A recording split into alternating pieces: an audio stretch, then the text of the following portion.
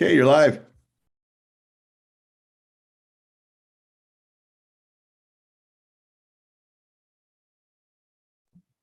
Thank you, Joe. Thank you, Alex. All right, let's call the Public Works and Utilities Committee for December 13th to order. We have a roll call, please, Ms. Diaz. Councilor Beta, Here. Councilor Lindell, Here. Councilor Vigil Coppler, Here. Chairman Rivera, Here. and Councilor Garcia is excused for now. Yeah, he said he'd be 10 to 15 minutes late, so just mark when he joins the meeting. Okay, we have a quorum. Thank you. Next is approval of the agenda. Any changes from staff, Ms. Wheeler? Yes, thank you, Chairman, members of the committee. Item 7A has actually already been approved by governing body, so that should be removed from the agenda. All right, remove 7A. Anything else? No, Chairman, thank you. Thank you. Anything from the committee? Wishes of the committee? Councilor Lindell, you had your hand up. You're still on mute, though. Thank you, Chair. We calling for items right now? I'm sorry. No, just approval of the agenda right now. Thank you. Sorry. Move to approve as amended. Second. Motion for approval by Councilor Vigil Coppler, second by Councilor Lindell. Any further discussion? Roll call vote, please, Ms. Diaz. Councilor Beta, Yes. Councilor Lindell, Yes. Councilor Vigil Coppler, Yes. and Chairman Rivera. Yes. Motion passes. Thank you. Next, approval of the consent agenda. Any changes from staff? No changes from staff, Mr. Chair. All right, anything the committee would like to pull? Councilor Lindell. Thank you, Chair. I'd like to pull C, D, F, and G. C, D, F, and G. Yep. Thank you. Very good. Anything else from other members? I have comments on G. All right. Councilor Beta, you good? I'm good. I'll move for approval of the consent calendar as amended. Second. A motion for approval by Councilor Beta, second by Councilor Lindell. Any further discussion? Roll call vote, please, Ms. Diaz. Councilor Beta, Yes. Councilor Lindell, Yes. Councilor Vigil Coppler, Yes. and Chairman Rivera. Yes. Motion passes. Thank you, Ms. Diaz. So approval of the minutes from November 8th, 2021. Any changes from staff? No changes, Mr. Chair. Any changes from the committee? Move Wishes to of the approve. Second. Motion for approval by Councilor Lindell, second by Councilor Vigil Coppler. Any further discussion? Roll call vote, please, Ms. Diaz. Councilor Beta, Yes. Councilor Lindell, Yes. Councilor Vigil Coppler, Yes. Councilor Garcia, I thought I saw you come in. Yeah, I don't know what we're voting on, so I apologize. I just jumped on. It's Okay, approval of the minutes. Yes, Aren't we Okay, voting on approval of, Chairman Rivera? Yes. Okay, motion passes. Thank you. Sorry, Councilor Lindell, was approval of the minutes from November 8th. correct, thank you. All right. Before we move on too far, Councilor Garcia, I know you were a little bit late. Was there any items you wanted to remove off consent? The items that have already been removed are C, D, F, and G. let's see.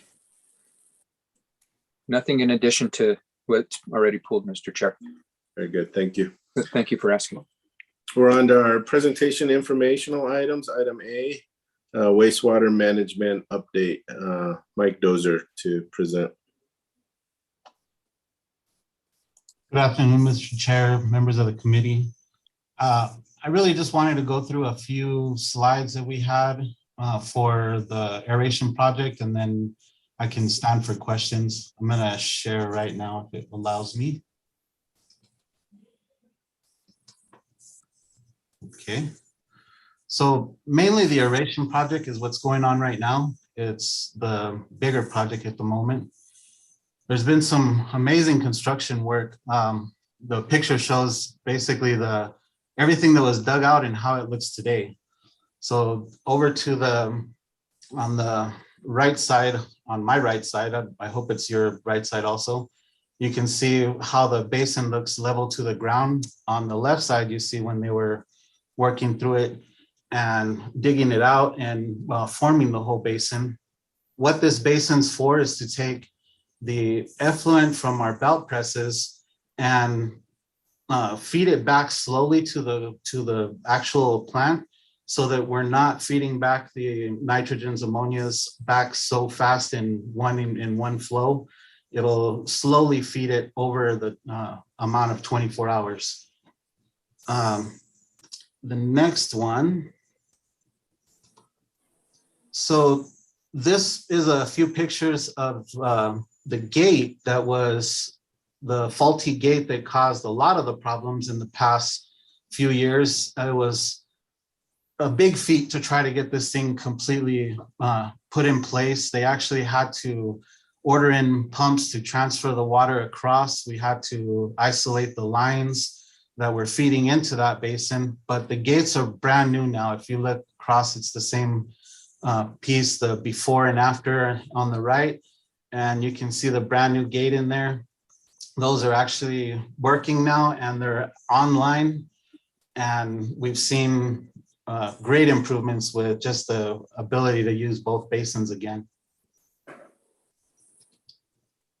So the aeration basins are both feeding now. They had to use all of the diffusers, what actually disperses the air feeding into them, were replaced. And there are actually some extra ones were put in place to take care of where there's issues of sludge holding up. I remember a few of you had came out to look at the plant a few years ago, and you noticed that it would have a sheen on top and a thick layer of like a sludge looking layer on the top. And from the pictures, you can see that those layers are pretty much almost gone. Today, if you look out there, there's very little portion of that anymore, now that the plant's running a lot more consistently in a better opportunity with more air. So the other piece of the construction that came up is the actual addition of Scada. Using what Scada actually does is it automates valves and controls so that now operators don't have to walk out at noon and move a valve that has to be moved. Scada will actually turn that valve and adjust it to where it needs to be at noon. So there's little processes like that that just over time they've learned how to control.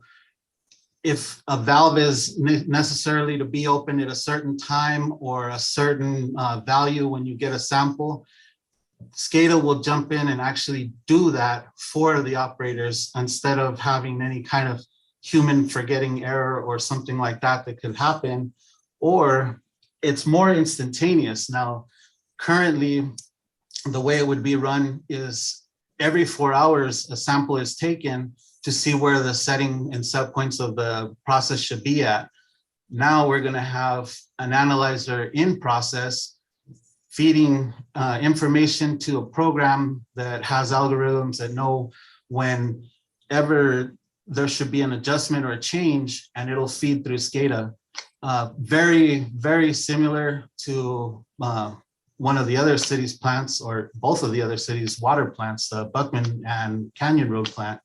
So it makes it a lot more controlled. You have the ability to see what your changes and variances are, and you can set limits to tell the computer what to do and when to do it, which is a very huge change to this facility that's all been done by hand for all the years it's been open. So during the construction process on the aeration basin, we did have some unforeseen complications that came up. The larger one is the sludge volume calculations. It was very difficult to calculate how much sludge would be at the bottom of those aeration basins, in that you can't just drain it and look and see how much is in there. The other issue of it is when the aeration basin is online, the air is moving all of that sludge around, and you don't know how much is going to go down the drain or be stuck inside. So that calculation was pretty much underestimated and was on one of the other change orders. The diffusers, when they replaced them, one side actually broke free, and the contractor had to have us take that basin back offline for a couple of weeks to repair the problem of the diffuser breaking free. But that got connected, put back online, and we were good by October 1st. The backup blowers, so this project's also adding turbo blowers that were in addition to swapping out the original old blowers that would provide air to the basins with a lot more efficient running, higher volume air turbo blowers. Well, there's two sets of blowers at the plant. One is the Hoffman blower system. That system broke down as we were trying to get the other system removed to run. So we ended up having to rent some units that are at their present and the current day. They're still out there while they're installing the turbo blowers at the moment. The shipping issues, everything of procurement, on-site visits and repairs that were caused through COVID and all the other backlash we've had this year, they were recognized exactly the same. Costs have gone up a little more for construction and parts pieces. There's also been issues with trying to get equipment here that was ordered in the year previous and places were shut down or not running. Well, those pieces of equipment were barely getting build again, and you had to wait your place in line. So currently I don't believe we're waiting for anything else. It's all just the install and repairs that are being done at the moment. So moving forward, this past year we had to wait for P&M, so our cogeneration system that's connected to our previous digester project was on hold for the entire year. P&M finally released an approval for us to complete design and construction.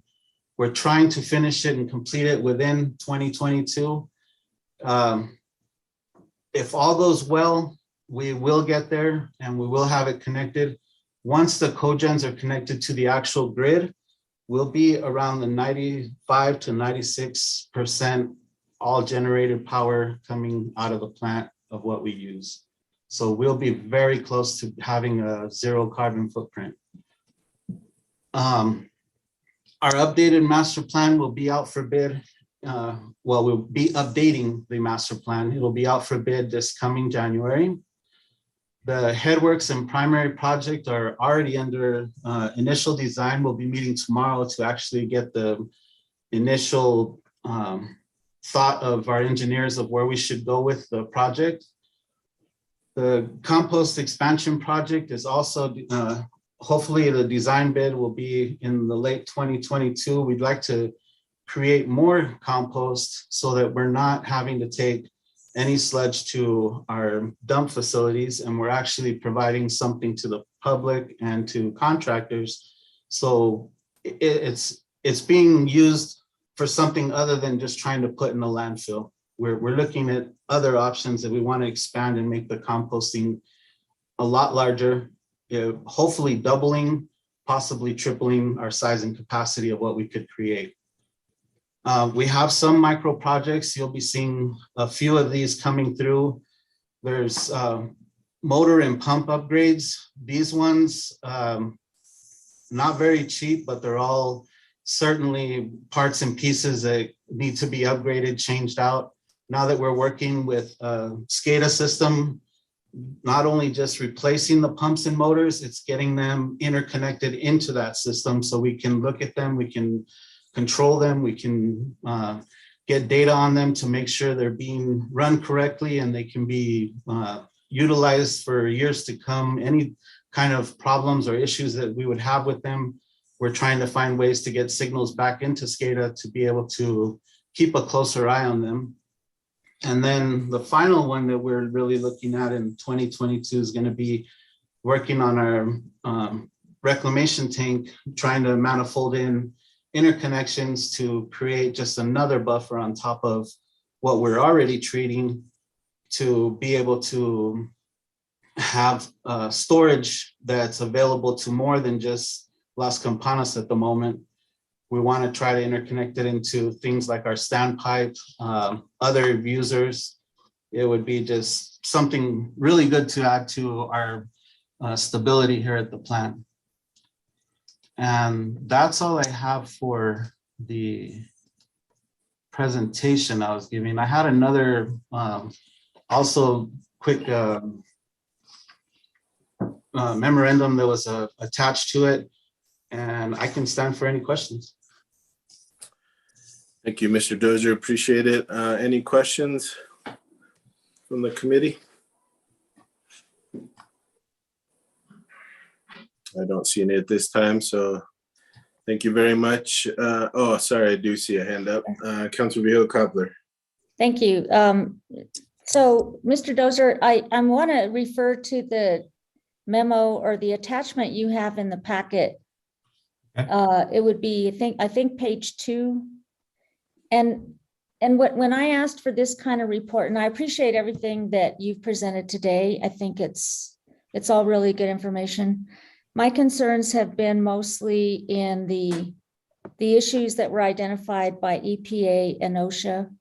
And I want you to discuss more about that and where it's at today. What were the general issues? What has utilities done to correct them? And what have you done to improve employee working conditions? So the general issues were all taken care of within about let's see, I want to say it was 2.5 weeks after the initial inspection. Most of them were cleanup or cleanliness, trying to keep areas clean from just sludge being on the floor with a pump that had a broken seal or something. So those ones are still just a constant thing. I mean, it's a wastewater plant. We get sludge on the floor. We have seals that go out on a regular basis. These things happen. So mainly trying to keep a focus on in place to keep those areas clean. When there is an issue, we need to get maintenance and order the parts and find ways to, one of the things we were talking of is placing what they call a pig, or it's like a foam guider that you can guide the sludge to, say, like a drain in the floor. Instead of having it spread out everywhere on the floor, you're trying to guide it to where it can be put up cones, block off the areas. We did have a few locations that had some wires that were outside of plug boxes or a box, so it was a transition box or something.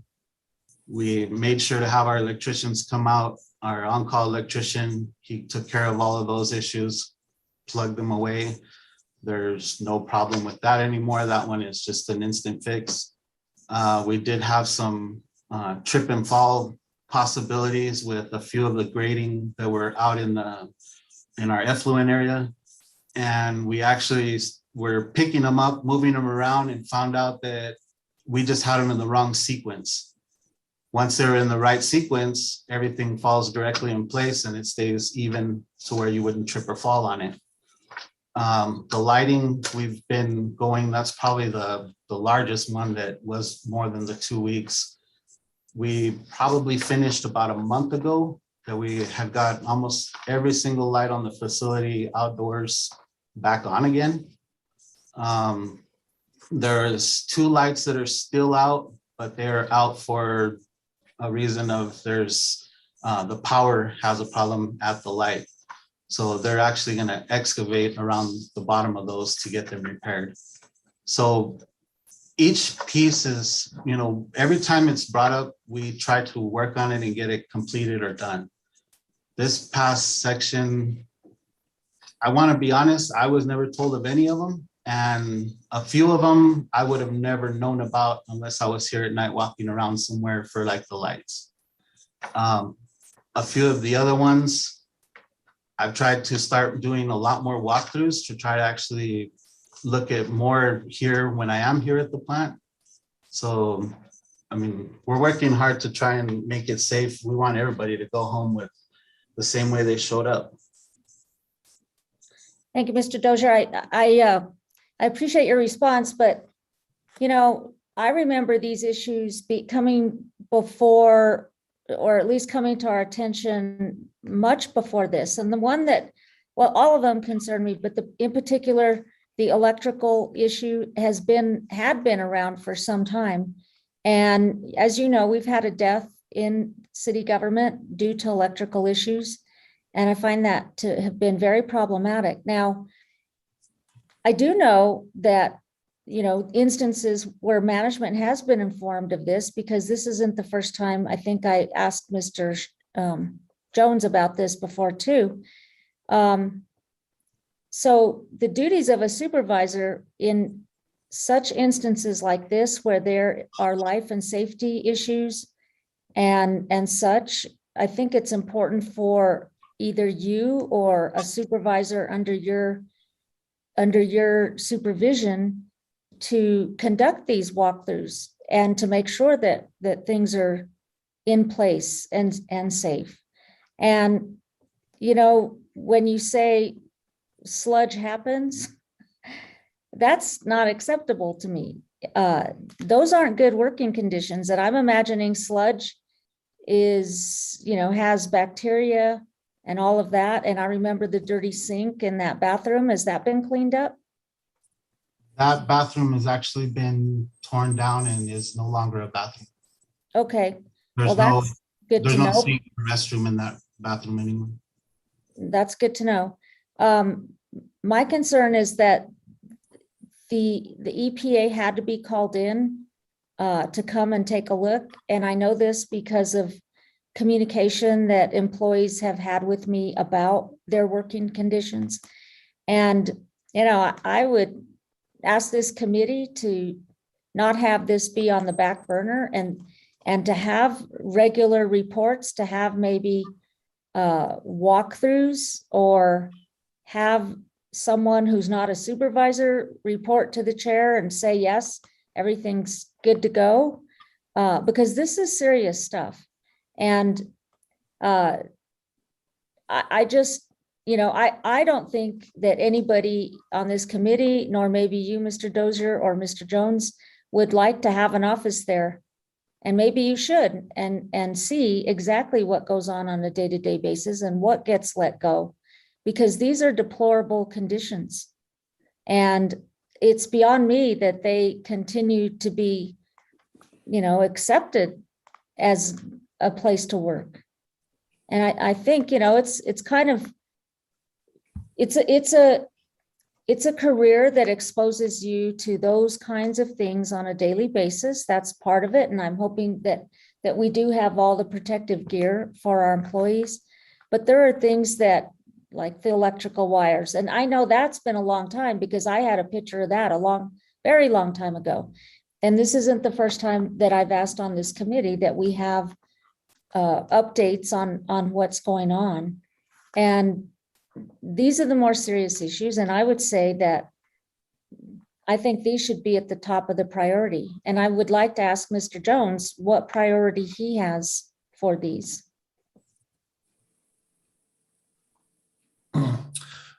Mr. Chair, Councilor Veal-Koppler, I agree. I reinforce what Mike Dozier said, that safety is a priority for wastewater. Mike Dozier is on site. His office is at the facility. And again, Before you say that, then maybe I misunderstood, because I thought, Mr. Dozier, I heard you say that you go and do a walkthrough when you can. So that gave me the impression that you're not around. It's a large facility, and this facility is not my only location, because I have to be out in the on the collection system also. I mean, I have to take care of all of it. It's not just being here at the operations area. But Okay, my office is right here in the admin building. I'm actually here right now. thank you. Mr. Jones, sorry for interrupting. No, and I think to reinforce what Mr. Dozier said, that as soon as we were aware of the issue, even before the OSHA inspectors released the report after the debriefing meeting, he began immediately taking corrective actions. So we'll note, just I think for clarification for the committee, along the time frame. So back in April and May, we were having serious conversations about the safety issues, and these were when the corrective actions were taken.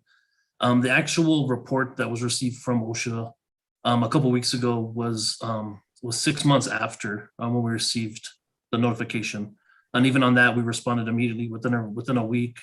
We had correspondence back. So again, just the time frame. We became aware of these issues. I would say April, May of 2021. Within a couple of weeks, they were corrected, and then it was about 6 months later that the correspondence from OSHA came citing issues that were corrected 6 months ago. So I just want to make that to make that clear. And again, that's what was communicated back to the inspectors. So hopefully that answered your question a little bit. If not, please, I'll try again. Well, thank you. And I hope that you all begin to take a more proactive approach whereby, you spot things before they get reported on, and you spot things so that, you all can have a pretty clean record with OSHA and with EPA, because that's the way it should be.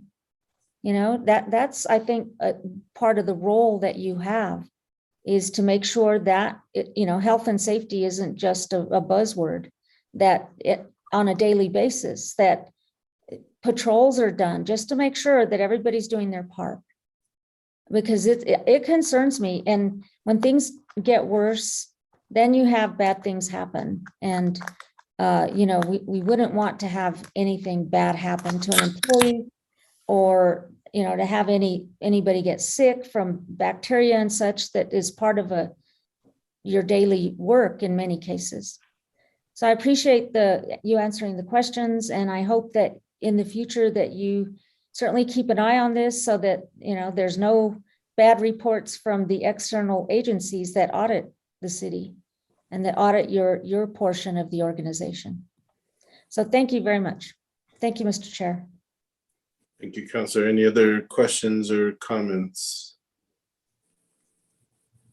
Just for future, Councilor Villegas-Coppler, if you can just use your regular hand or just interrupt me, because your virtual hand blends in nicely with the wooden beams behind you, so it's a little difficult to see. So, Wooden beams, those are vigas. oh, the Vica's behind you. Thank you. Thanks. Thank you, Mr. Dozier. Appreciate it. Appreciate the report. Thank you. Let's move on to item B, the streetlight status report. Ms. Wheeler. Thank you, Mr. Chair. We've submitted, I think, our 4th and 5th Streetlight project reports. We did one for the week that we missed and the other one, and the project is going really well. And I think the reports compile feedback and progress, and we're happy to answer any questions. Thank you, Ms. Wheeler. Any questions for Ms. Wheeler on the lighting project report? Councilor Villegas-Coppler. Thank you, Mr. Chair. Ms. Wheeler, since I have you here, I did want to ask you about the fixes on Yucca Street, because the issues I brought forward still haven't been addressed. Forward with you by phone call. Yes, thank you. I probably, it's my fault. I haven't entered them into the system because Ariane and Cheyenne are responding to issues quickly, but I'm a little bit backlogged, so I will have to enter that into the, so anybody that has an issue can either call us or enter it onto santafeled.com, and it'll get addressed. And I just haven't entered yours in yet. I'm so sorry. Okay, and then I'm not sure if, because I'm driving, but when I'm on Rodeo Road, it seems to me there's a street light that there was glass that was broken, or maybe shot at, I don't know. But there was glass all over the ground on Rodeo Road in between Yucca, no, yes, in between Yucca and Camino Carlos Rey on the right as you're going west or south. I don't know, west or south. And there seems to be, I don't know if it was vandalism or what it was, but just thought I'd let you know about that one too. Thank you so much. I saw Cheyenne writing it down. We'll take a look. Okay, thank you. Councilor Garcia, I think, did you have your hand up as well? Yeah, just a quick question, Mr. Chair. Thank you, Ms. Wheeler. Thank you, Cheyenne, for being with us. Just a quick question in regards to shielding. I took a look and it looks like there's probably 10 or so requests for shielding. And I'm assuming that number will probably go up. What is the turnaround time when somebody submits a request as to when shielding will go in? Just that way, should we be contacted by constituents, we can say it takes X amount of time, usually from submission date to implementation of a shield. Well, I'll start with you. Thank you so much for the question, Councilor Garcia, Chairman Rivera. The first thing I want to say was that 11 shield requests out of over 2,000 lights is a really good sign that the shielding that's built into the lights is actually making a difference for people. We've actually had people comment that it used to light up a whole bigger area and now it's not lighting that up. So 11 is a really small number, indicating that the design that the governing body approved is working for people in their neighborhoods and homes. We have been waiting to receive the shields. So we ordered them and they were waiting to come in. I think they may be in. And so Cheyenne can tell us about if we have the shields in stock and what the regular turnaround time is. Yeah, absolutely. Thank you for the question, Councilman. We did receive the shield material to our warehouse at the end of last week. It was delayed in our receipt because of all the supply chain issues that are happening globally, but we did finally get them into our warehouse and we've entered all of the shield requests that we've received so far into our work order system. And so we're looking at getting out there, I think not this week, but next week to begin to install those requests in the order that they were received. And so I think at this point, we're probably, now that we have the material, once we get past the holidays, I think we're probably looking at about 2 weeks turnaround time when we receive a shield request to when it goes up. And we also always like to talk to whoever's requesting the shield so we can make sure the shield can be placed anywhere on the light. So we want to make sure that we're putting it wherever it's going to be most effective to block the fugitive light that individual might be experiencing. So we try to take great care in how we gather the information to place the shield so that the shield resolves the problem on the first try. Okay, thank you so much. So about 2 week turnaround is what I'm hearing. Yeah. Mm-hmm. Okay, great. Thank you. I appreciate that. I just want to be ready because I know we haven't begun to implement the lights on the east side, and that's where a lot of the concerns, at least from my constituency, came from, was primarily a lot of the east side residents. And from the map, it looks like I don't see any implementation there. And I wouldn't be surprised if we see an uptick in the requests for shields. So with that, thank you for the updates. I really appreciate the thorough reports. Anyone else?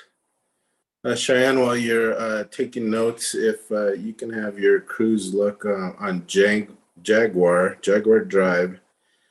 The only light that's in between Sombra and Cerros Grande flickers. It's yeah, I imagine it could be irritating for the neighbors just to have that flickering light. So if you can have your crews look at that, I would greatly appreciate it.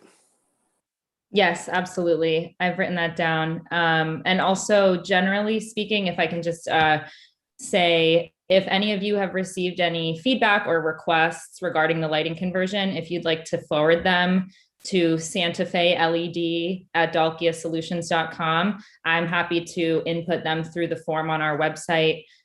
We have constituent services doing the same thing along with PNM constituent services so that we can log every request that comes through across one common platform. So just want to toss that out there. I don't have to do that, do I? Because I just told you about it because I'm too lazy. Yeah, you got it. Did it. Councilor Villegas-Coppler? Thank you, Mr. Chair. I did want to get on that bandwagon too. So I wanted to be more specific, Cheyenne, to say the lights on Yucca are between Rodeo Road and where Yucca turns to dirt. There's 2 out, and I know you all already hit this area because I saw, but the one most problematic is the very last one where Yucca turns to dirt. That light was working, it was fine, and then Dalkia came by to mess with it and put the new stuff in, I suppose, but it never worked after that.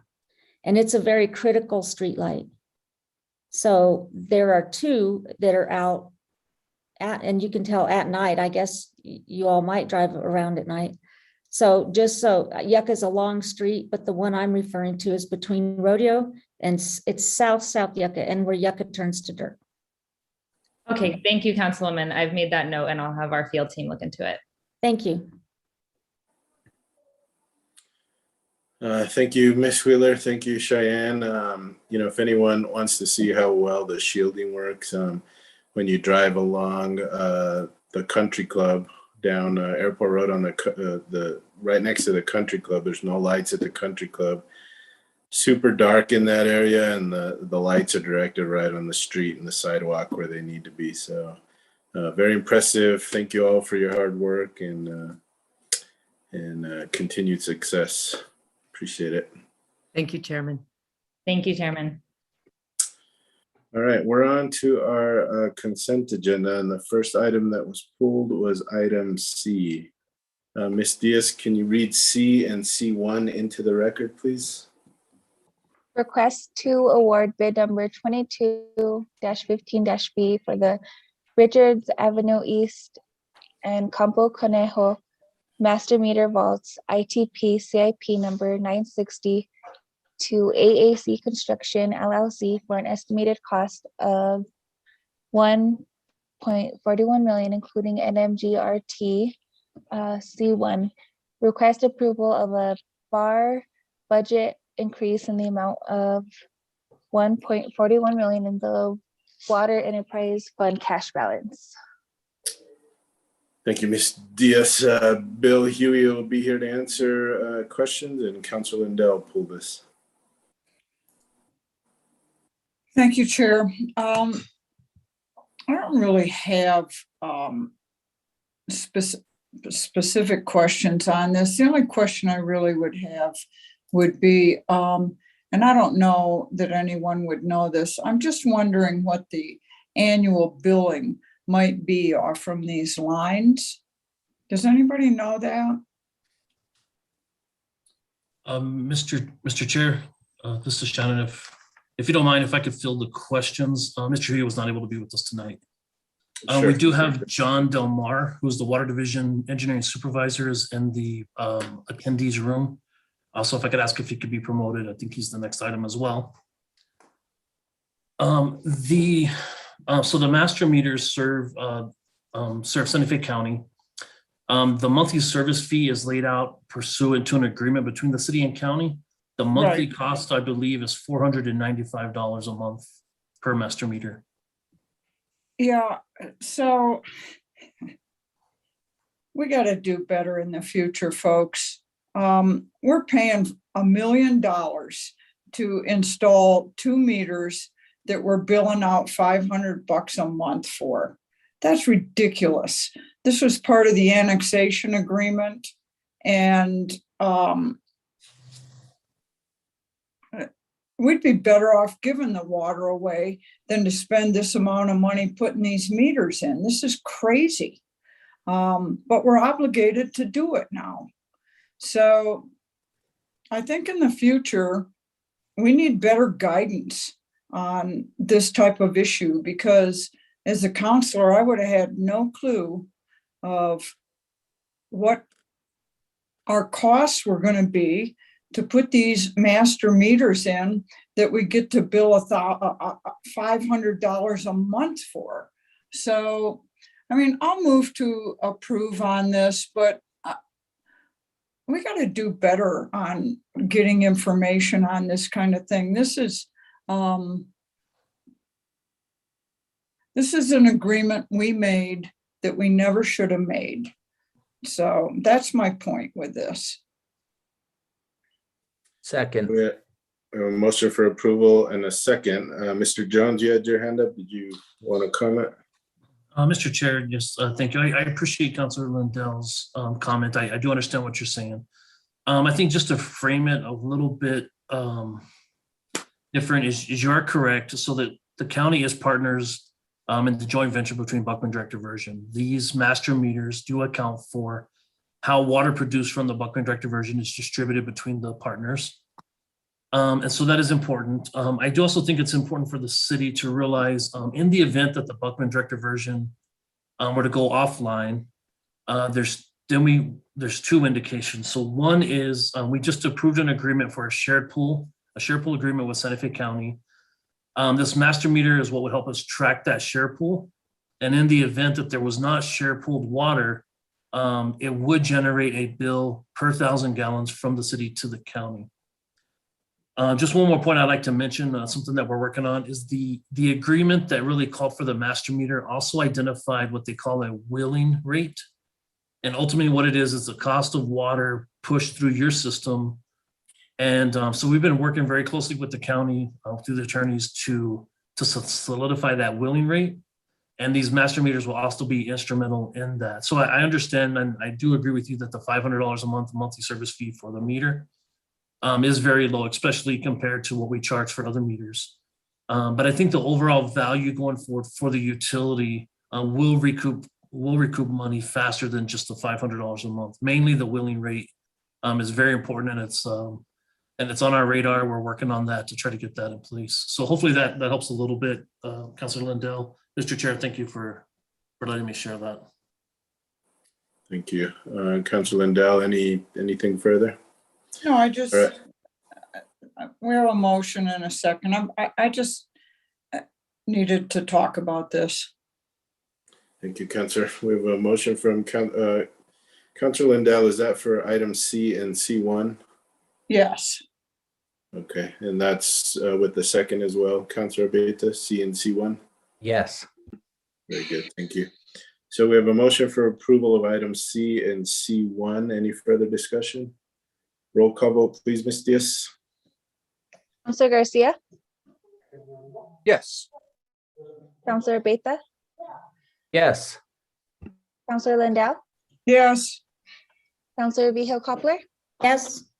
and Chairman Rivera. Yes, Motion passes. thank you. On to the next item pulled, which is item D. Ms. Diaz, can you read item D and D1 into the record, please? Request for approval of amendment number 2 to the professional services agreement with Carollo Engineers, Inc. for engineering services during construction and a term extension of 13 months. D1, request for approval of a budget adjustment resolution, BAR, in the amount of $474,519 from the Water Enterprise Fund for amendment number 2 with Carollo Engineers, Inc. and PSA. Sorry. Okay, good, thank you, Ms. Diaz. Mr. Del Mar, has he been promoted into as a panelist? Yes, I see him there. Very good. He'll be here to answer questions. And Councilor Lindell, you pulled this as well. Thank you, Chair. My question on this, I have two. One's a nitpicking question that we can get out of the way early.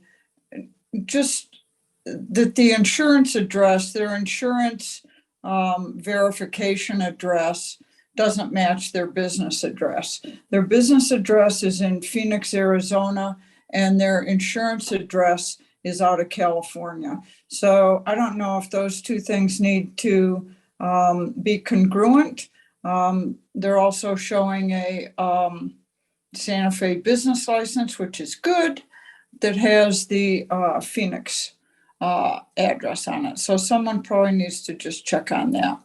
My real question though is, why weren't these items, we're on to amendment 2 now. It seems like these projects have a way of creeping from a let contract to an amendment 1, and now we're at amendment 2. Why does this particular contract need to continue creeping? They designed this. They were the engineering services for the design on it, but now we have more funds that need to be put into this. I realize that part of it is a project management, but why weren't we able to do all of this as one contract? Mr. Delmar. Thank you, Councilor Lindell, Chair Rivera. I should start by saying I sort of came into this project a little late. The engineer who started this all left the city about 6 months ago, but this project, this contract was sort of unique in that it started with a performance evaluation where we didn't even have the projects identified up front. So there was a comprehensive performance evaluation at the Canyon Road Water Treatment Plant designed to identify projects. Then the contract also included funds to design. I should say scope and some funds. Some of the funds, as I understand it, were removed early on for some of the engineering services during bid phase services, basically, were never actually funded as part of the contract. So we started with an evaluation, we identified a project, we designed the project, and now we're at the stage where we're adding these funds to help get the help we need to actually bring this to the point of construction with the engineering services. Part of that is because we're very much understaffed right now. We've got 1 out of 4 engineer positions full. So we've actually got 3 vacant out of 4 positions. So we tried to ramp up this engineering services to accommodate somewhat for that loss, and also just to cover the project management that was not funded in the original contract. Does that answer the question well enough? I think that probably it was a question that I knew the answer to. It's just frustrating to me that these projects just creep and creep and creep by hundreds of thousands of dollars. And it feels like a lot of times we can't seem to get the scope of the project right from the beginning. And then we have to amend these contracts, and it's always for hundreds of thousands of dollars. And it's super frustrating. I wish that, it's like, how much money is this really going to cost? Let's do it right from the beginning and do the contracting right. So yeah, your answer is satisfactory, particularly the part, Mr. Delmar, about, I get it, that we have 25% of the engineers that we need. We're down 3 out of 4. So yeah, I get it. I appreciate your answer. And that's all I have, Chair. I would make a motion to approve. We have a motion for approval. Do we have a second? Second. Second by Councilor Beta. And again, I assume that's for D and D1, Councilor Lindell? Correct, Chair. Thank you. Councilor Beta, you as well? Yes, sir. Thank you. Very good. Any further discussion? Roll call vote, please, Ms. Diaz. Councilor Garcia, Yes. Councilor Beta, Yes. Councilor Lindell, Yes. Councilor Vihil Coppler, Yes, and Chairman Rivera. Yes. Motion passes. Thank you, Ms. Diaz. Next, we're on to item F. Can you please read that into the record, please, Ms. Diaz? Request for approval of contract amendment number 1 to extend the term for the approval of service agreement with Pluma LLC in the total of $334,873 for roof, HVAC, and employee parking security measures. Karen Gross. Thank you, Ms. Diaz. Councillor Lindell, you requested this one as well. I did. Thank you for being here, Ms. Gross. A couple of questions on this. Why do we need this extension? Has the work already been started? And why wasn't it completed in a timely manner? Thank you, Chair and Councillor Lindell, for the opportunity to speak. We've had some delays with obtaining materials, in part due to COVID and supply chain issues. And so that has delayed the completion of the project. It has been started. In fact, the roof is nearly complete, and they will be starting on installing the cooling units next. After the new year, they'll be installing the new window control units and then the fence and gates around the employee parking lot. So we are running really just a couple months behind schedule, behind what was originally projected. And so we are asking for an extension on the term of the contract only. At this point, we do not anticipate there will be any additional costs. So we're a couple of months behind, but aren't they asking for like an extension for a pretty long period of time, like 13 months or a year? Actually, based on conversations we've been having in facilities, one of the things we've not always done well, and we are trying to do better about going forward, is there's typically a walkthrough at 11 months after completion of a project. And we usually have closed out the contract, closed out POs before that time period comes. And so in this case, it'll allow us to complete that walkthrough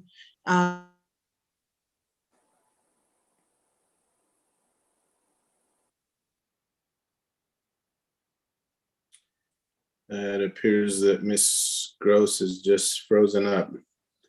Ms. Wheeler, or Ms. She's Gross, back. are you back? You froze there after the start of your comment and just got back. I apologize. It's telling me my connection is unstable, so I'll try and make this really quick. We're trying to make sure that we do a better job of doing our 11-month walkthroughs on projects that we've completed. And this extension will include the time to complete that warranty-related walkthrough before we close out the contract. What's the roof guarantee timeline? This is a TPO product. It has a typical manufacturer's warranty of 15 to 20 years, typically with 1 year on workmanship. Okay, my final question is, have we ever worked with this contractor before? We've done a few small projects with this contractor previously. They'd filled in a pit at the maintenance facility, and they had previously done the bullet-resistant glass at Municipal Court. Overall, Municipal Court was very happy with this general contractor. And when we proposed using them again, they agreed that they would be happy to have this contractor again. Okay, that's all I have, Chair. Thank you. I'm happy to make a motion to approve. We have a motion for approval. Second. Motion for approval by Councilor Lindell, second by Councilor Vigil-Koppler. Further discussion? Seeing none, could we have a roll call vote, please, Ms. Diaz? Councilor Garcia, Yes. Councilor Abeyta, Yes. Councilor Lindell, Yes, Councilor Vigil-Koppler, Yes. and Chairman Rivera. Yes. Motion passes. Thank you. On to item G, can you read that into the record, please, Ms. Diaz? A resolution adopting a new version of the governing body procedural rules. Jesse Ginn. Thank you. So Jesse's here. For questions as well as two of the sponsors, Councilor Beta or Councilor Lindell, did you sponsor this as well? No, I didn't, but I have an amendment that I wanted to make sure that I wanted to get voted on. Okay, so we have one of the sponsors, Councilor Beta here, and I would like to thank Councilor Beta, Councilor Romero-Worth, and Councilor Cassett for allowing this to come to our committee. There was some discussion about it at both just the general meeting that we had about it, where we didn't take action, and then at several other committees. So I'd like to thank Councilor Beta, Councilor Cassett, who's with us. I don't know if Councilor Romero-Worth is with us, but just thank you for allowing it to come to this committee. So Councilor Lindell, you pull this first. Yeah, I don't know if we're following how we do this at council, but like I said, I have an amendment that I'd like to make a motion to approve. The amendment talks about having a review in a year after the adoption of this resolution, and specific to the part that what's new, the first public comment on bills. So I'm asking that the council agree to have a review of this in a year to see how it's working. It's not a sunset on it. It is a review. So I would start by making a motion to approve the amendment that I've proposed. Second. Okay, we have a motion by Councilor Lindell to approve the amendment, second by Councilor Garcia. Further discussion? So let's vote on the amendment, and then we'll have further discussion on the general bill. Mr. Councilor Chair, Garcia, discussion. Mr. Chair. Hold on, Councilor Villa-Coppler. Councilor okay. Garcia had his hand up. Yeah, thank you, Mr. Chair. Just a quick question in regards to having the 1 year review, because I noticed during my short tenure, we've made motions for reviews, whether it be 1 year, 2 years, 6 months, whatever. And I mean, how are we tracking these? Because I think there's been instances in the past where we put forward these motions, but a review's not conducted, or at least a review, the assessment and the findings of a review is not brought forth to the governing body. So I guess this is a question for I don't know, with staff, maybe my colleagues here in the committee. What is our mechanism that we use to track the review process? Mr. Guillen, do you have an answer to that question? Thank you, Mr. Chair. Councilor Garcia. I can, and I think I can probably provide somewhat of an answer. We have put review clauses in previously. The two that I remember are for the short-term rental bill, I believe, and then the other was for the animal services bill. I don't know that staff necessarily put something on their calendar. So it was an issue, and I did raise it with appropriate staff because I happened to notice it as I was going through bills that have been passed in the last couple of years, and noticed that both of those had review clauses. So Jeff and I are working on a system to sort of track that in a better manner. Resolutions are harder to do because they're not codified in code, so you don't see them when you're looking through code. So on a staff level, I'm not really a fan of these just because of the potential that they get lost. But we are working on a way to better track them. Okay, thanks so much, Jesse. No other questions for me, Mr. Chair, on the amendment. Councilor Villa-Coppler on the amendment. Thank you, Mr. Chair. My question was answered. Thank you. Thank you. Councilor Lindell, you had stuck your hand up. Did you still have a question? I would just comment that I did speak with certainly the city clerk on this, and had a little back and forth with the city attorney. It seems like it shouldn't be particularly onerous for us to have a whether it's a spreadsheet or a calendar that goes ahead and whether it's a resolution, an ordinance, whatever it is, shouldn't be a particularly onerous process in this day of advanced computing. So that's my answer. Thank you, Counselor. So we have a motion with a second on the amendment. No further discussion. Could we have a roll call vote, please, Ms. Diaz, on the amendment? All right, Mr. Chair. You know, Mr. Again. there should be a main motion on the floor before we vote on the amendment. Okay. Chair, anyone I'm want- happy to make a main motion to the main item, if we want to have that on the floor. Okay, we do have a motion. Do we have a second? Second. Second by Counselor Abeta. Now, further discussion? This is on the main resolution itself. Counselor Vihil-Coppler, you pulled this one as well. Did you have any questions?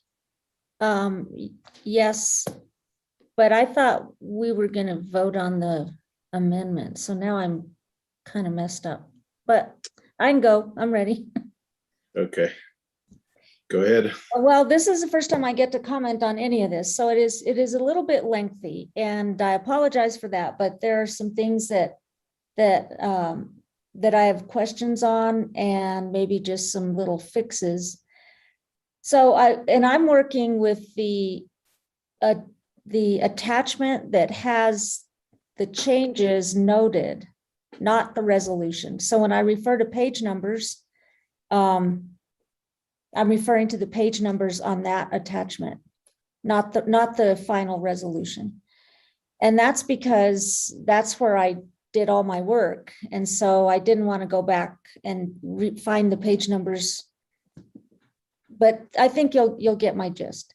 So if you're on that attachment, if you go to page 5, and that's the one that Jesse did, that gives the basic changes. There's a term here that's first introduced that refers to uncommon circumstances and emergencies. And then we do have emergencies listed separately somewhere else. And then I think we may have uncommon circumstances listed somewhere else, but we don't have them defined. And the question is, who decides what's an uncommon circumstance and what's an emergency? The troublesome part is deeper down in the resolution where we say uncommon circumstances.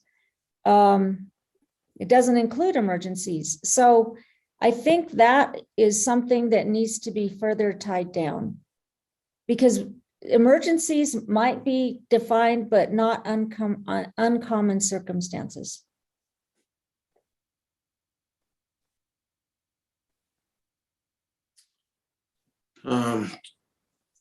Jesse, you did some work on this, maybe one of the sponsors as well. I know some of the language has been in there for a long time and some of it is new. So I don't know if these were changes that were made or just if they've been in there since the onset of these procedural rules. Jesse, are you aware? Thank you, Mr. Chair. Councillor Vihil-Coppler. That language is existing in code, so we didn't make any. If we did, it was minor changes, but that's, sorry, not in code. That's existing in the rules. Well, we're changing the rules now, so it would seem like we should address it, because if you look at item A1, that's where it's first addressed, but it is addressed in another section later on. And I think, I think that it could be problematic, because any one of you all's uncommon circumstance could be different than an emergency, or vice versa, or maybe it's an uncommon circumstance to some and not to others, like maybe an absence where somebody wants to do something, but it was uncommon to them because they weren't present. Is that acceptable to proceed with whatever matters at hand? I don't know. I think that that's going to be a problem. And I think that we've had that in our council meetings where something was not an emergency and something was not uncommon, yet it didn't go through any committees. It went straight to the governing body agenda. And oh, I forgot. And now it's going to be too late unless we do it at governing body. Is that uncommon or is that an emergency? And in my mind, neither one of those would have applied. And I think you all remember there have been things that have been taken straight to governing body without committee approval or deliberation.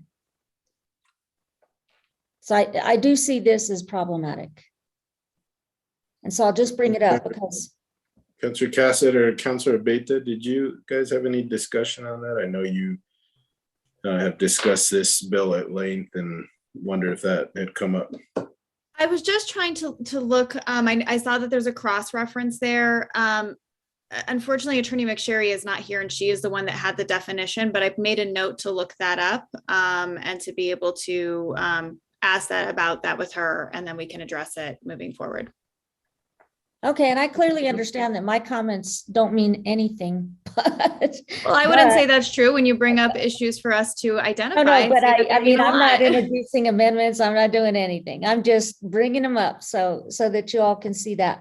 Okay, and then now on page 6, it speaks to bill introductions.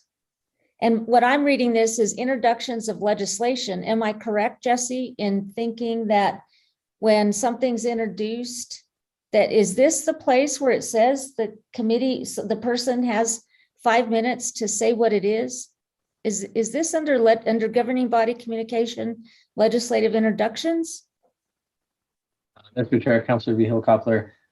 So currently, members of the governing body will introduce legislation under communications from the governing body. That's an existing section in the agenda.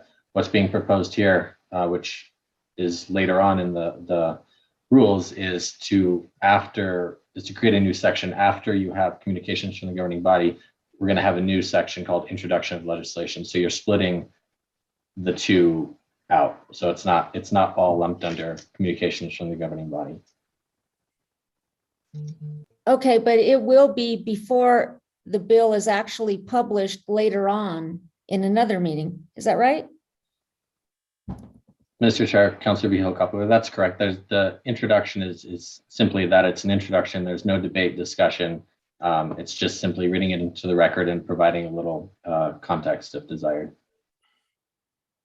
Okay, so then I wrote this down and you'll have to forgive me because it's been a while. So, but will bills be published on the agenda with captions? Is that how it will work? So that the public knows that this 5-minute thing is going to go on and they'll know what is being discussed by that one 5-minute counselor or whatever? Mr. Chair, Councilor Vihil-Coppler, part of the other changes that we're making here, which I believe is, I can't remember where it's established, but the legislation does need to be fully drafted and signed by the city attorney before it can be introduced. So the caption will be included. I presume that we'll actually have the legislation itself attached as well for people to review. That isn't a requirement by Open Meetings Act because there's no action being taken on it, but we are trying to provide more transparency to the public to see what is coming down the pipeline for the governing body. Okay. Okay, then the next is on page 7 of that document where it discusses the items moving through committees. And it says here somewhere something about if a bill, or I guess a resolution too, is gone through the committee and it's been denied unanimously, it won't move forward. That to me is problematic because I think this is where you really see, I would call it vote stacking. And I understand it's a political process, but when we do things like this, the public doesn't often get a chance to really figure out what's really the bill is about and what's going on, or bill, resolution. I'm using that interchangeably. And I think here's another problem that could occur. If a counselor is not on that committee, it might even leave the sponsor out from even weighing in on their own bill or their own resolution. I think that's problematic. And I think that coalition building happens. And I think some of that's going on right now. And I just see it as, it goes against the philosophy of government really being closest to the people, where I know that counselors represent constituents, but when this all happens so quickly, you don't often have the public who is available to even see things on when they're happening, and then before they know it, it's dead. So I really have a problem with that. I think it just goes against the grain of fully discussing everything, and it could even leave the sponsor out of this process. So there's that. Hold on, Counselor Cassett, you had your hand up earlier. Did you want to comment on something that you heard? No, I was simply going to tell you that Councilor Romero-Worth was in the waiting room. So. Okay, thank you. She's joined us as well, so welcome, Councilor Romero-Worth. Sorry to interrupt, Councilor Vihil-Coppler, go ahead. Okay, then going to page 8. It speaks to closed session versus executive session. I think we all know what executive session is, but it uses a term called closed session, which we haven't defined. And I don't think they're interchangeable because they're mentioned in 2 different places. So I think that needs to be fixed. Mr. Chair, Councilor Vihil-Coppler, can you, I'm not on page 8? Page 8 of your, let's see, where is it?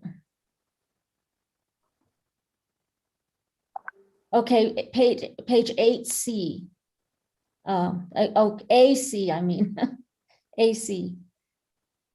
Maintain confidentiality, yada, yada, business of the city or information received during any closed session.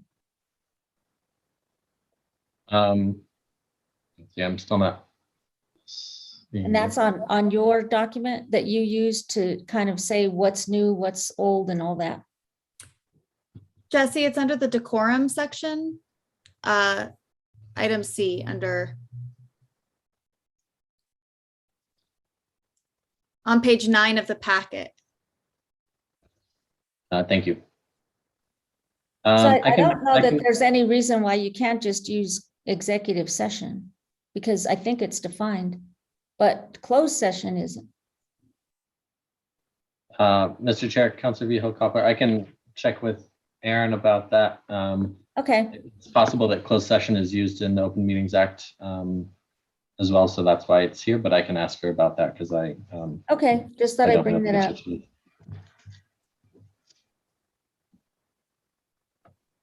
Let's see, page 10C.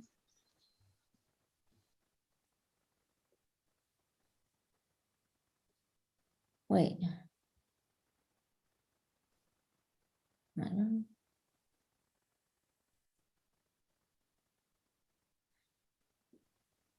$10CC, I guess it would be.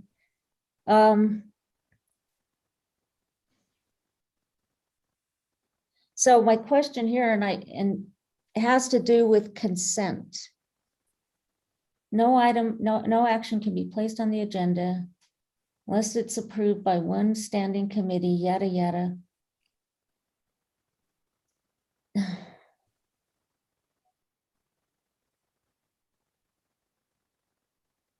I guess my question was, how does the consent process fit in here? Mr. Chair, Councilor Vihel-Coppler, Public it's comment. pretty much the same as it is now, where it has to be approved by at least one committee to be on the consent agenda. Let me find that. It's okay. So D. Let's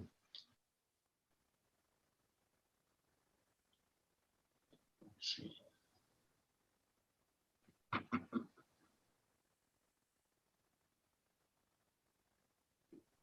Well, and I think my comment goes back to the one I had earlier where something denied in one committee cannot move forward. And again, I think it dilutes public comment and it could even, again, the sponsor of that couldn't even have ever weighed in if they're not on that committee as a vote. Councillor Cassidy, did you have a comment on that, that point? Just wanted to clarify the difference there, that the previous that you had spoken of was a unanimous vote of all 5 members for it to not move forward. This would be as our current process is, where if a committee denies it, both committees deny it, it cannot move to the agenda, even if it's not a unanimous. So for example, it goes to Public Works Utility, gets voted down 3-2, moves on to Finance, gets voted down 3-2. Just like now, it cannot be on the agenda because it has not passed a committee. Well, I thought it could be on the agenda, but it couldn't be on consent. No, right now something has to pass a committee in order to be moved to the agenda. I believe the rule is 2 committees passed for consent. If it only passes 1, then it's on discussion. Is that I frequently need clarification on that rule. Mr. Gann, do you know the rule? That's correct. I can pull it up, Mr. Chair. But I was going to say that in Councilor Vihel-Coppler, so in the proposed rules, to go on the consent agenda, they have to be approved by all the committees to which they are referred. So if it's referred to 2 committees, it has to be approved by both of them. So if it's denied at one or there's no recommendation, then that does not count as being approved. Are we sure on that? Because that's not been the case. I don't think that's what I've experienced in my 4 years. Yeah. I'm talking about the proposed ones, not how we do it currently. So if you look on page 11 of what you are looking at, Councilor Vihel-Coppler, it's D, the consent agenda. Yeah. Let's see where it is. D3B, unless otherwise excluded in paragraph 4 below, items approved by all city council committees to which they are referred shall be included on the consent agenda. So that's what's being proposed. Now, are you all going to hold steadfast to that if the mayor wants something and it's not uncommon and it's not an emergency? Mr. Chair, Councilor Vihel-Coppler, these are rules for the full governing body of which the mayor is a member. Well, we'll see how that works. Okay.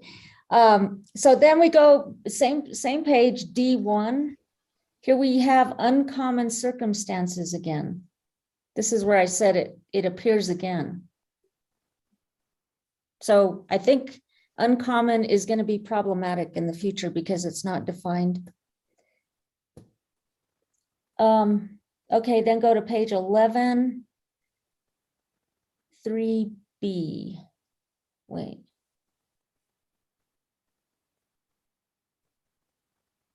Can I ask you a quick question before you move on, Councilor Vihel-Coppler? What are you looking for the next item? Okay. Just to clarify real quick. So it has to pass all the committees that it's been assigned to get on the consent agenda. But if it passes, let's say, Public Works and fails at Finance, it still goes on the agenda, just not as a consent item, right? It goes through the discussion process. Mr. Chair, just to clarify, if it fails, meaning it's just plain denied by a vote of 3-2 or 4-1, then yes, it would go on discussion, or if there was a no recommendation vote. If it is unanimously denied, then it would not appear on the agenda. It ends at that committee where it was unanimously denied. Yeah, but if it passes one committee, it'll still go on the agenda just for discussion. That is correct, Mr. Chair. Yes. Yes, thank you. Mr. Chair. Councilor Villa-Cobbler, Councilor Garcia on that point. Yeah, on that point. So I'm going to do an example. What happens if it passes a committee, then it goes to the next committee and it unanimously gets denied? What's the course of action there? Because it's already passed one committee, it should then automatically, no matter what, be scheduled to go to discussion. Now the next committee is determining whether it goes to discussion or consent. Mr. Chair, Councilor Garcia, the way the rules are written is if an item is unanimously denied at a committee, then it stops there. It doesn't go on. I think I missed the first part of your example, but I think maybe you said if it was unanimously approved at the first committee. If it's unanimously approved at one committee, it's unlikely to be unanimously denied at the other, because that would mean at least one person is switching their vote. But in any case, in your example, that it would end at whichever committee unanimously denied it. Well, I have a comment on that too, because one of the concerns I have is just what you said, Jesse, and that is that, when you go through committee, sometimes you hear things, or you may talk to another counselor about something, and so you change your mind. Therefore, your vote could change. And I know votes have changed because of information. So where once one voted against something, then they voted for it later because, for whatever reasons. But that to me is a problem with the bill dying, because that's assuming everybody's vote is never going to change, or there's never going to be new information. And so I think that is problematic. A member of the public could finally weigh in and point out some kind of issue that would make a counselor maybe have a different viewpoint after that. So, I think this, and then in Councilor Garcia's discussion earlier just now, then that would depend on which committee came first. And it could depend on what you just said, Jesse, that somebody changed their mind. And it kind of goes back to my point. So I just think that could be a little problematic in the future. I think it cuts off discussion on something that could be very important. And it also could cut off discussion on somebody being able to change their position on something, even maybe more than one person. But so I just thought I'd bring that up. Counselor, on that point, Mm-hmm. could you give me the exact reference on that? Page 11.3b kind of brings it up again, but somewhere along the way, and I think it was already brought up where Bill dies. I think it's page 7. Somewhere on page 7 is where it's first mentioned. And that's of Jesse's document. I'm sorry, I must not be on the same document as you. It's the document that says, it's kind of cut off on PrimeGov, but it says changes, and I think it meant changes noted or something like that. It's a document Jesse produced, and at the beginnings to the sections, it kind of says new or somewhat revised or whatever he points out. I believe the page numbers are all the same on both the documents, so that should not matter. Correct, Jesse? Oh. They should be very similar. Maybe there's a line or two, but okay. Councilor Lindell, should be the top of page 7 of the document, 8 of the packet itself. Okay, that'll help. Okay. Oh, go ahead. Counselor Lindell, are you? Thank you very much, Counselor. I'll find it. Okay, page 11, 3B. I think we're on there, unless otherwise excluded in paragraph below. Items approved by all city council committees to which they are referred. This may not be a problem, but it says this, what my comments are, this conflicts with G. And I don't know where G is, but I'm sorry. Oh, maybe G below. Items that are not appropriate for consent agenda include. Okay, then if you go down to item, maybe that's what you intended. Item G, items that have not received committee approval by one or more city council standing committees to which it has been referred. Okay, so one or more. So I think that conflicts. That goes to the comment that I made earlier, Councilor, or the question I had, Councilor Coppler, regarding one of your other questions, is that if it's been approved by Public Works but not by Finance, it still goes on the agenda, but it's for discussion. This is talking about the consent agenda. So right, if it's approved by both committees, Public Works and Finance, then it would go on the consent agenda. If not, then it would, if it was only approved by one committee, then it would go on a discussion action item. And that area. difference there is 5 votes nay versus some majority vote. No, that's usually like if Public Works passed something 3-2 and maybe Finance voted it down 3-2, it would still go on the agenda as a discussion item because it passed Public Works, but it would not go on the consent agenda. Okay, Councilor so Kepler, you have your hand up, is that correct?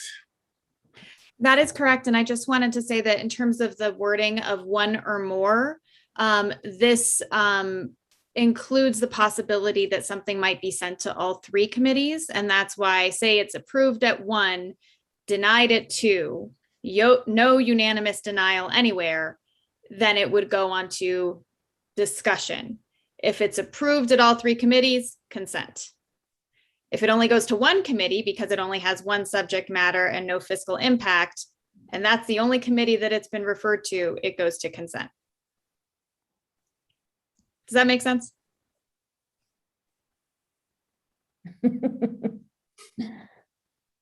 Councilor Kepler, you still have the floor. okay, then I'm almost done, y'all. Okay, page 19. Or just give me a chance.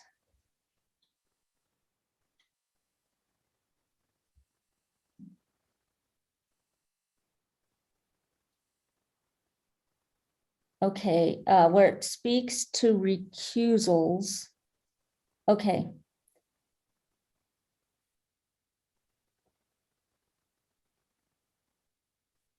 So to me, this doesn't speak to executive session. And maybe you all were thinking that it applied to it, but there's also another place for executive session matters. And I think this recusal, where it says discuss the existence of a conflict prior to the governing body's consideration of an item. And then I think that you know, it's okay to say, I have a conflict of interest, I'm recusing, but I think there should be, and I know that the city attorney, I know advised me and some of you all other times, that we have to briefly state what our conflict is. And so I think that needs to be in here somewhere. And I do think this section should also be referred to in executive session, that section. Because we have often recused ourselves from items on an agenda that's not an executive session. But when we get to executive session, it's very specific. To me, it's a very specific agenda item. And I think it bears repeating there. That's just a suggestion. Then if you go to page 20, where it's under voting, item 3, and there's somewhere it says oh, wait.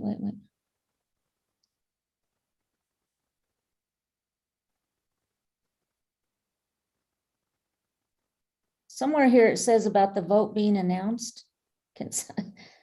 Darn it, where is it?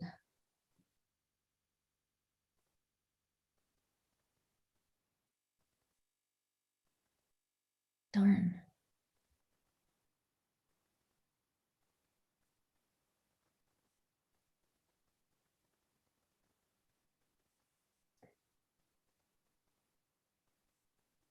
Page 20.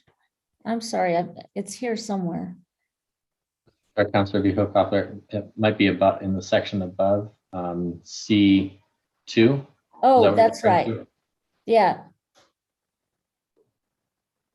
So when the vote is announced, there needs to be something in here, and I know it's in Robert's Rules of Order. There is no further discussion.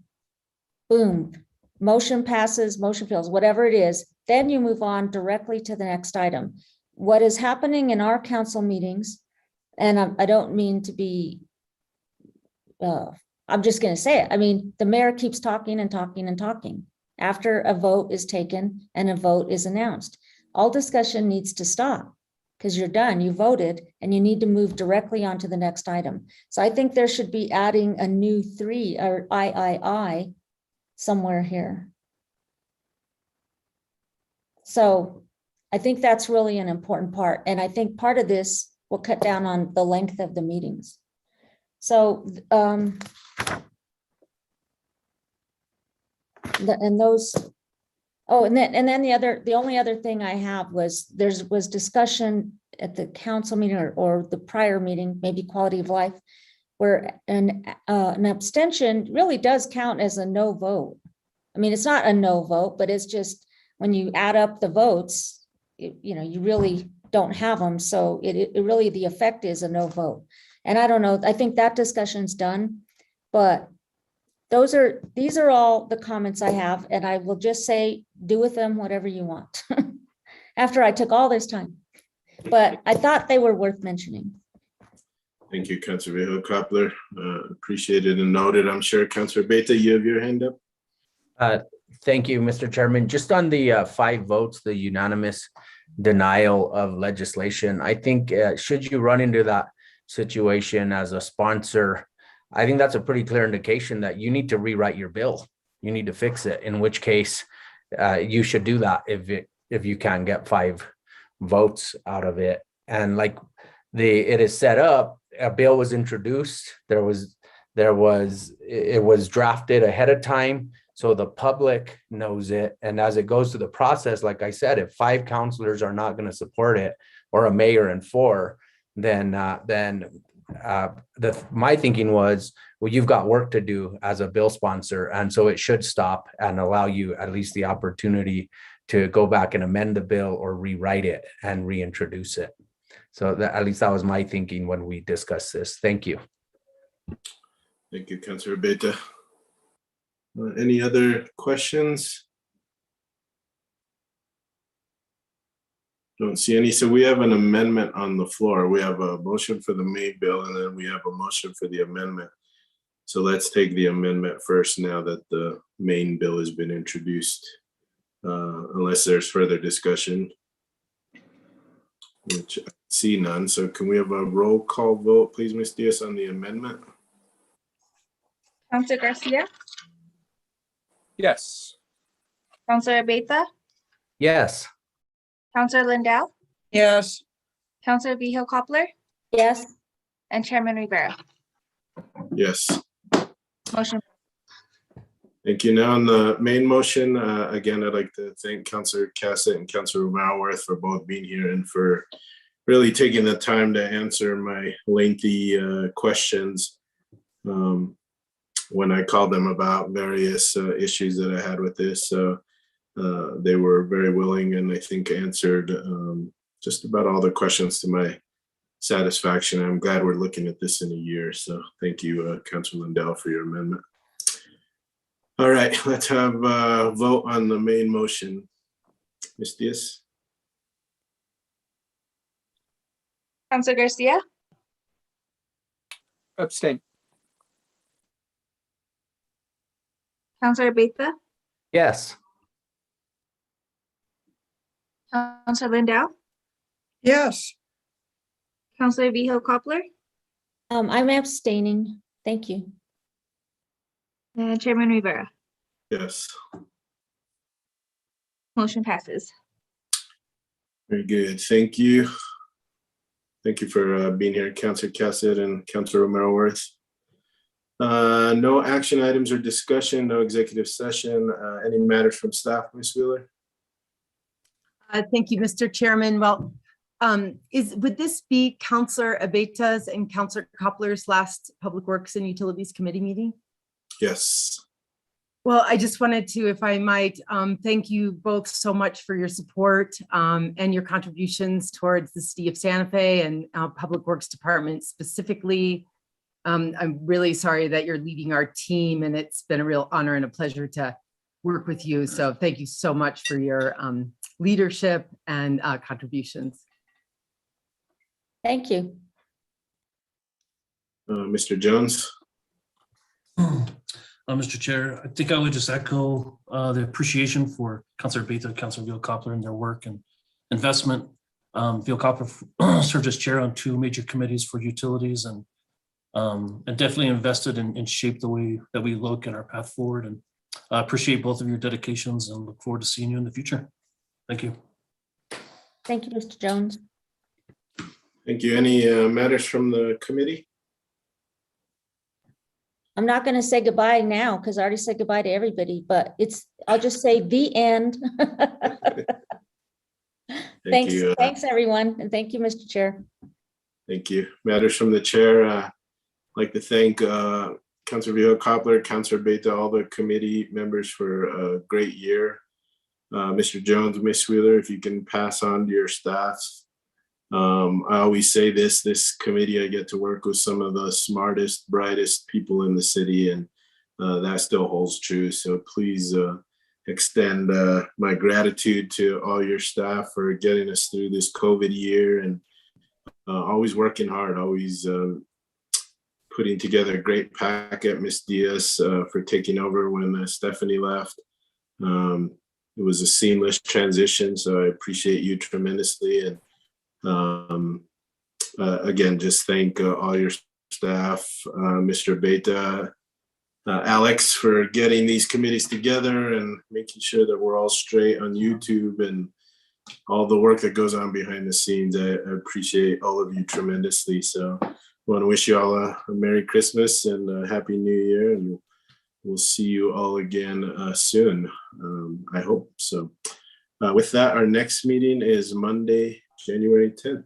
With that, we are adjourned. Thank you all.